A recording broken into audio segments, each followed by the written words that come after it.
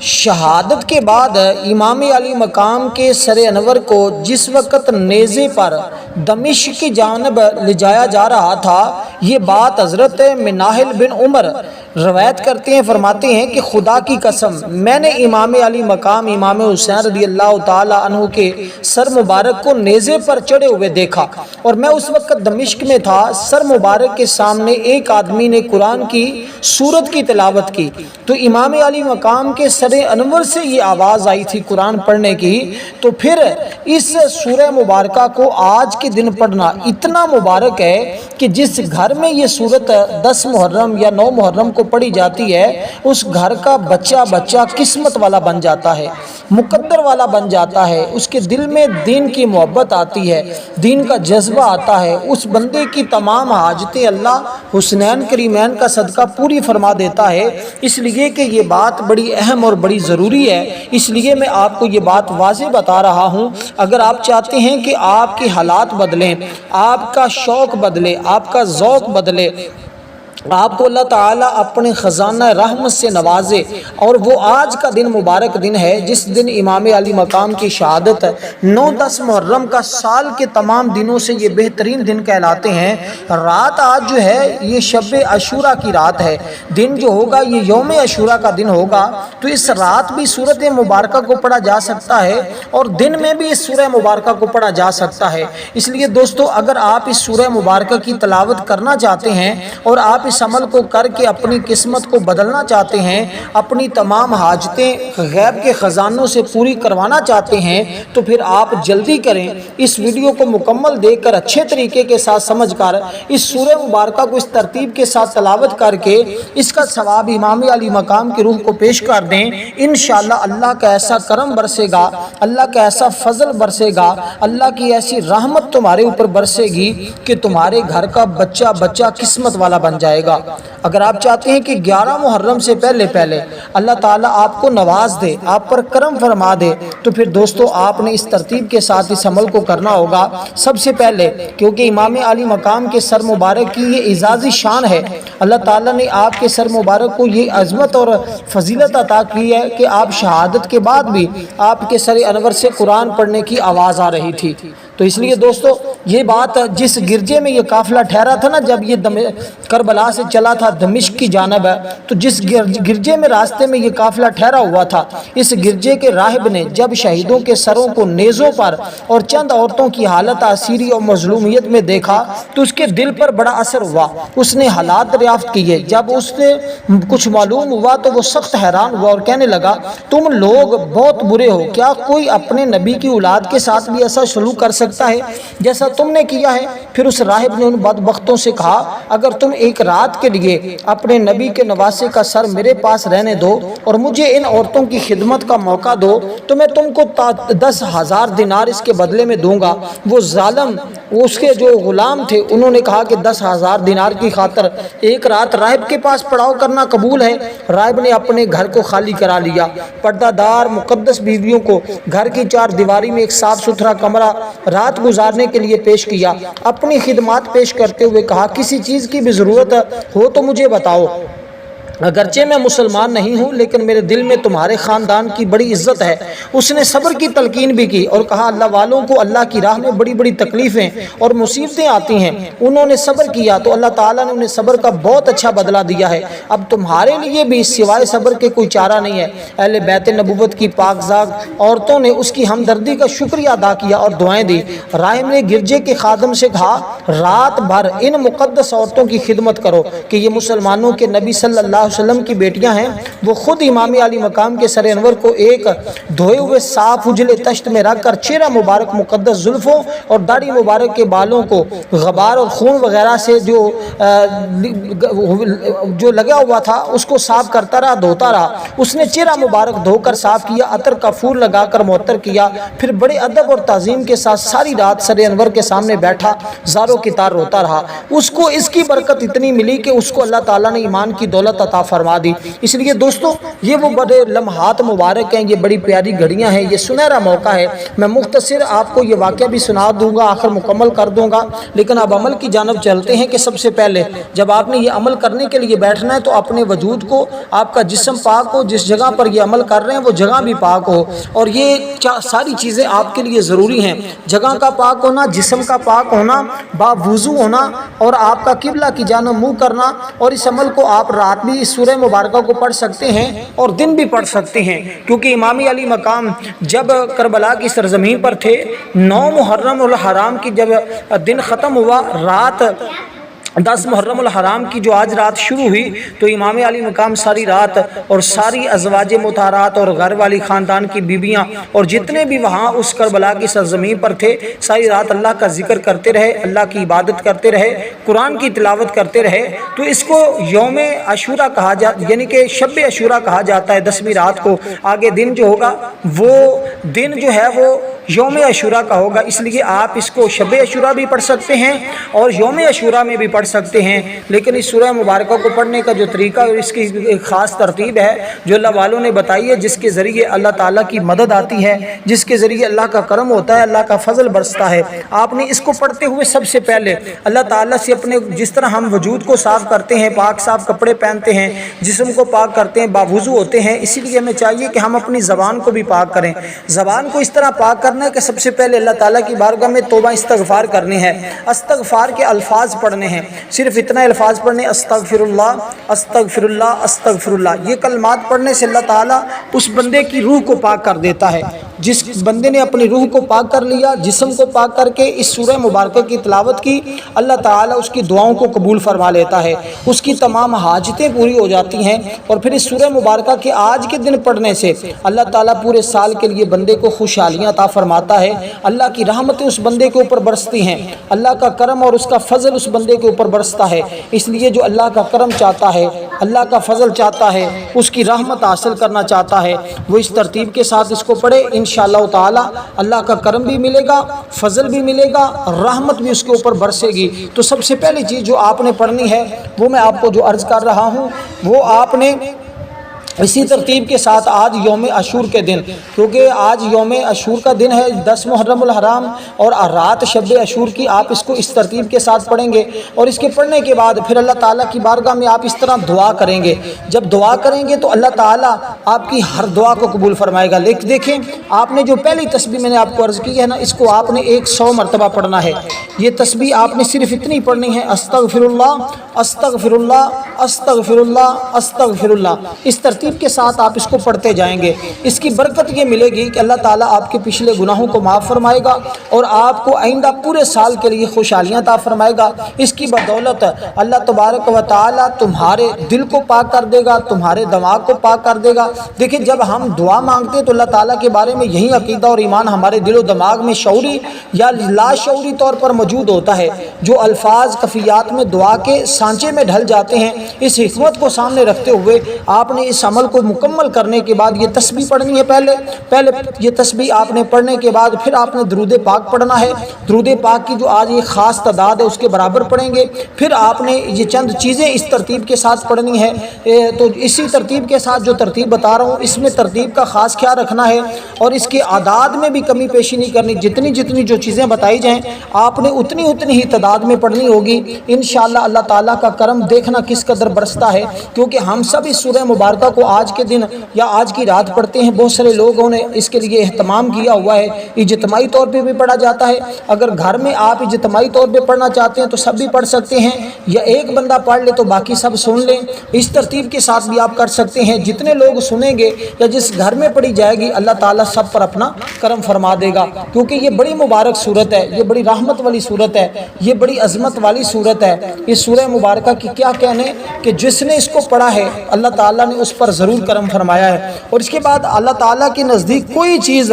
دعا سے بڑھ کر نہیں ہے۔ یہ عمل، یہ دعا بھی ہے، یہ عمل بھی ہے، یہ وظیفہ بھی ہے، یہ سب کچھ ہے۔ اگر آپ کو سمجھ آ جائے، کیونکہ یہ ایک عبادت جو ہے یہ دعا کا مغز ہوتی ہے، دعا جو ہے یہ عبادت کا مغز ہوتی ہے۔ اس لیے آپ نے سب سے پہلے یہ کلمات آپ نے اس ترتیب کے ساتھ یہ تسبیح پڑھے، تو اس کے بعد آپ نے 100 مرتبہ حضور علیہ الصلوۃ والسلام کی ذات پر درود پاک پڑھنا ہے۔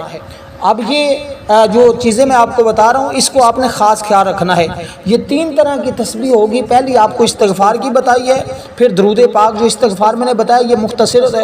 استغفار ہے اور آج کے دن کا بڑا اہم اور ضروری استغفار ہے، اور اس کو آپ پڑھیں گے تو انشاءاللہ جسم وجود روح سب کچھ پاک ہو جائے گا۔ اس لیے ساری رات وہ دیکھیں نا، اب ایک راہب تھا، عیسائی تھا، وہ ساری رات خدمت کرتا رہا، خانوادہ رسول صلی اللہ علیہ وسلم کی مقدس بیویوں کی اور آپ سے دعائیں لیتا رہا، حضرت امام علی مقام کے سر انور سے دعائیں لیتا رہا، آپ کے نانا سے دعائیں لیتا رہا۔ اس راہب کی قسمت کا ستارہ چمکا، آنکھوں سے حجاب اٹھا، وہ نور جو خولی کی بیوی نے عرش سے فرش تک پھیلا ہوا دیکھا تھا، راہب کو بھی نظر آیا۔ اس نے دیکھا کہ میری بیوی نے یہ ماجرا دیکھا ہے، یہ منظر دیکھا ہے، تو فوری طور پر اس نے کہا کہ حقیقت میں یہی سب کچھ ہے۔ اس کی زبان سے بے ساختہ یہ الفاظ نکلے، اشہد ان لا الہ الا اللہ محمد الرسول اللہ۔ چونکہ اس نے دنیا کی دولت قربان کی تھی، اللہ تعالیٰ نے اس کے بدلے اس کو ایمان کی دولت عطا فرمائی۔ اس نے ادب کیا تھا، اللہ تعالیٰ نے اس ادب کی بنا پر ان کو یہ مقام اور عظمت عطا کی کہ ان کا بیڑا پار کر دیا، اور ان کو یہ فضیلت بخشی کہ ان کو اہل ایمان میں سے کر دیا۔ اس لیے ان کو جو اہل بیت کے ساتھ محبت کرتا ہے، جو اہل بیت کا ادب کرتا ہے، جو ان کا احترام کرتا ہے، اللہ تعالیٰ پھر اس طرح اس کو نوازتا ہے جس طرح اس راہب کو نوازا گیا تھا۔ اس لیے دوستو آپ ضرور بضرور اہل بیت کے لیے، شہداء کرب و بلا کے لیے اہتمام کریں، اس سورہ مبارکہ کو پڑھیں، اور گھر میں جتنا ضرورت ہو سکتا حسب توفیق آج ان کے ایصال ثواب کے لیے محفل منعقد کرنے کا حسب توفیق گھر میں ختم دلائیں، جو بھی کر سکتے ہیں ضرور کریں، کیونکہ یہ بہت بڑی ہمارے لیے سعادت مندی بھی ہے، اور کیونکہ یہ ایک آپ نے تو اس دین کی سربلندی کے لیے اپنا مال جان سب کچھ اللہ کے راستے میں قربان کر دیا تھا، تو ہم آج ان کے ایصال ثواب کے لیے، اور یہ سورہ مبارکہ بھی گھر میں نہ پڑھ سکے تو ہمارے لیے پھر کتنی بد نصیبی کی بات ہے۔ اس لیے دوستو مسلمانوں کا جو ہتھیار ہے وہ یہی چیز ہے، اس لیے دین کا ستون بھی ہے، آسمان و زمین کا نور بھی ہے، اس لیے اس کو پڑھتے جائیں گے اللہ کی رحمتیں تمہارے اوپر برستی جائیں گی۔ اب بات کر لیتے ہیں کون سا درود پاک پڑھا جائے گا جس کی برکتیں اس قدر زیادہ انسان کو ملیں کہ اللہ تعالیٰ انسان کا بیڑا پار فرما دے۔ تو یہ درود پاک جو آج آپ نے پڑھنا ہے اس کو ذرا سمجھیے گا۔ تو درود پاک آپ کوئی بھی پڑھ سکتے ہیں، کیونکہ درود پاک آپ نے جو تسبیح میں نے آپ کو بتائی ہے اس کے برابر پڑھنا ہے، جو اس سے پہلے استغفار بتایا ہے اس کو بھی آپ نے اس کے برابر پڑھنا ہے۔ یہ ایک ایسا عمل ہے جس سے اللہ کی رحمتیں اور برکتیں حاصل ہوتی ہیں، یہ پڑھنے والے کے گناہ معاف ہوتے ہیں، درجات بلند ہوتے ہیں، اس کے علاوہ دل کو سکون ملتا ہے، روحانی راحت ملتی ہے، دنیا اور آخرت میں کامیابی حاصل ہوتی ہے، بیماریاں ختم ہوتی ہیں، اور اللہ تعالیٰ اپنی رحمتوں کا نزول فرما دیتا ہے، گناہوں کو معاف فرما دیتا ہے، اس بندے کے درجات کو بلند فرما دیتا ہے، شفاعت مصطفیٰ کا ذریعہ بنتا ہے، قیامت کے دن نبی علیہ الصلوۃ والسلام کی شفاعت نصیب ہو جاتی ہے، دل کو بھی سکون مل جاتا ہے، اور اس کے علاوہ دینی اور اخروی یعنی دنیا کے اندر بھی اس کو کامیابیاں ملتی ہیں، آخرت میں بھی اس بندے کو کامیابیاں ملتی ہیں۔ سب سے بڑی چیز کہ اس کو بیماریوں سے نجات مل جاتی ہے، بیماریوں سے شفا مل جاتی ہے، وہ اس کی روحانی بیماریاں ہیں، جسمانی بیماریاں ہیں، وہ جس طرح کے مسئلے کے اندر مبتلا ہے، جس غم میں مبتلا ہے، جو بھی اس کو پریشانی ہے، اللہ اپنے فضل سے اس کی برکت سے وہ تمام پریشانیوں کا خاتمہ فرما دیتا ہے، اس کو دور کر دیتا ہے۔ اس لیے آپ نے اس ترتیب کے ساتھ درود پاک پڑھنا ہے۔ یہ آپ الصلاۃ والسلام علیکہ یا رسول اللہ بھی پڑھ سکتے ہیں، آپ صلی اللہ علیہ وسلم بھی پڑھ سکتے ہیں۔ اس کے علاوہ جو درود پاک آپ کو یاد ہے آپ وہ سارے درود پاک یعنی جو بھی آپ کو یاد ہے، چھوٹا ہے یا بڑا ہے، چاہیں تو درود ابراہیم پڑھیں، اگر یہ پڑھیں گے تو یہ سب سے زیادہ افضل اور بہتر ہے۔ تو آپ اس ترتیب کے ساتھ درود پاک کو پڑھیں، انشاءاللہ اس سے قبر بھی روشن ہوگی۔ لیکن آج جو تعداد بتائی ہے اس کے برابر یہ دونوں چیزیں آپ نے پہلے ایک ایک تسبیح یعنی 100 بار پڑھنی ہے۔ اس کے بعد میں اس سورہ مبارکہ کی طرف جانے لگا ہوں جو سورت میں آپ کو بتانے لگا ہوں۔ اس کے پڑھنے کے بعد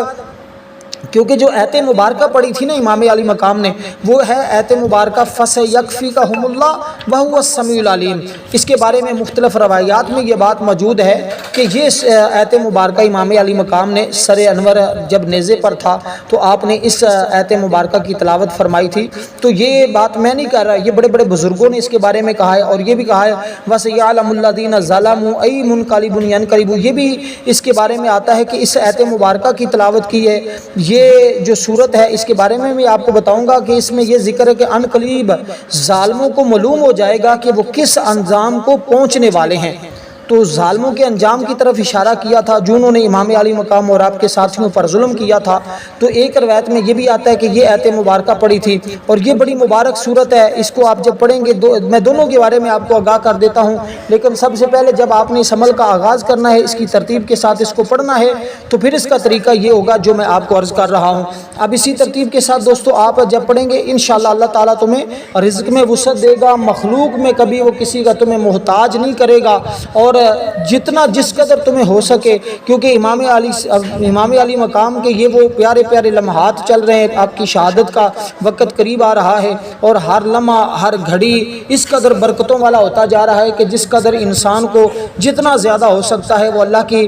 قرآن کی طرف آئے، قرآن مجید کی تلاوت کریں، دیگر جتنے بھی ذکر و اذکار ہیں، اگر اور کچھ بھی نہ کر پائیں تو کم از کم اس سورہ مبارکہ کی تلاوت ضرور کر لیجئے گا، تاکہ آپ کو یہ ساری برکتیں اللہ تعالیٰ نصیب فرما دے اور اللہ کی رحمتوں کا نزول تمہارے اوپر ہو جائے۔ اس لیے کہ اللہ تعالیٰ خود فرماتا ہے ان ربک لبالمرصاد، یقین رکھو تمہارا پروردگار سب کو نظر میں رکھے ہوئے ہے، اور جس قدر زیادہ ہوگا اس قدر تمہیں زیادہ انعامات ملیں گے، جس قدر تم اس کی تلاوت زیادہ کرو گے، آج قرآن مجید کو پڑھو گے، اس قدر تمہیں زیادہ فائدہ ہوگا۔ تو یہ آج بڑا مبارک لمحات ہیں۔ اب یہ دو چیزیں پڑھنے کے بعد تیسرے نمبر پر جو چیز آپ نے پڑھنی ہے اس سورہ مبارکہ کے بارے میں، جو آپ نے سورۃ الفاتحہ شریف پڑھنی ہے، اس کی تعداد میں آپ کو عرض کرتا ہوں، اس کی ترتیب اور طریقہ عرض کرتا ہوں۔ یہ 3 کام آپ نے پہلے کرنے ہیں۔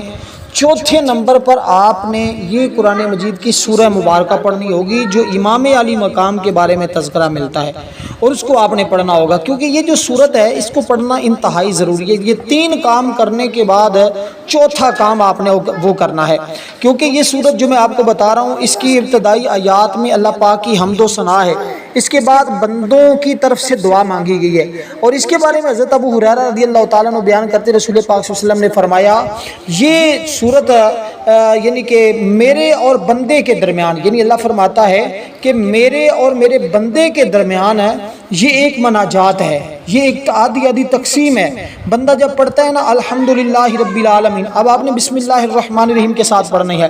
یعنی درود پاک آپ نے پڑھ لیا، اس سے پہلے تسبیحات جو پڑھ لی، اور اس سورہ مبارکہ کو یہ 3 تسبیح والا عمل ہے، اور یہ پہلے کیا جاتا ہے، اور اس کے بعد وہ سورت ہے صرف ایک بار پڑھی جاتی ہے، جو امام علی مقام نے پڑھی وہ صرف ایک بار پڑھی جائے گی، لیکن یہ جو 3 کام پہلے کرنے ہیں ان کی ہر ایک کی تعداد ہے، اور اس کو غیبی مدد والا عمل بھی کہا جاتا ہے، مختلف اس کے نام ہے الغرض۔ اور اس کے بارے میں تو اللہ والے یہ بھی فرمایا کرتے تھے کہ اگر کسی بندے کو یہ پتہ چل جائے کہ اس کی شان اور عظمت کتنی ہے تو وہ سارا سال اسی عمل کو پڑھتا رہے، تو اس عمل کے بعد یقیناً کسی اور عمل کے پڑھنے کی ضرورت اور حاجت ہی نہیں پیش آتی۔ آپ نے اس ترتیب کے ساتھ پڑھنا ہے بسم اللہ الرحمن الرحیم الحمدللہ رب العالمین الرحمن الرحیم مالک یوم الدین ایاک نعبد و ایاک نستعین اہدنا الصراط المستقیم صراط الذین انعمت علیہم غیر المغضوب علیہم ولا الضالین آمین۔ اس ترتیب کے ساتھ آپ اس سورہ مبارکہ کو پڑھیں گے، اور اس کی تعداد میں عرض کرتا ہوں۔ اب دیکھیں جب بندہ پڑھتا ہے نا الحمدللہ رب العالمین،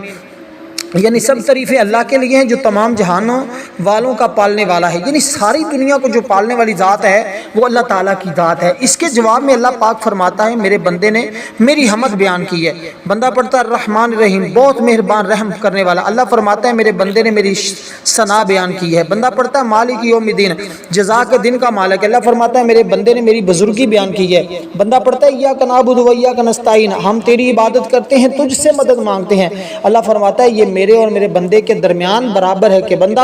اللہ پاک کی عبادت کرتا ہے، اللہ پاک بندے کی مدد اور نصرت فرماتا ہے۔ پھر بندہ کہتا ہے اہدنا الصراط المستقیم صراط الذین انعمت، مکمل پڑھتا ہے اینڈ تک، یعنی ہمیں سیدھا راستے پر چلا، ان لوگوں کا راستہ جن پر تو نے احسان کیا، ان کا راستہ جن پر تیرا غضب ہوا ان پر نہ چلا، اور نہ بہکے ہوئوں کے راستوں پر، بلکہ جن پر تیرا انعام ہے ان راستوں پر ہمیں چلا۔ تو اللہ پاک فرماتا ہے یہ میرے بندے کے لیے ہے، اور میرے بندے کے لیے وہی ہے جس کا اس نے سوال کیا ہے۔ تو اللہ تعالیٰ اس کی بدولت اپنی اس بندے کو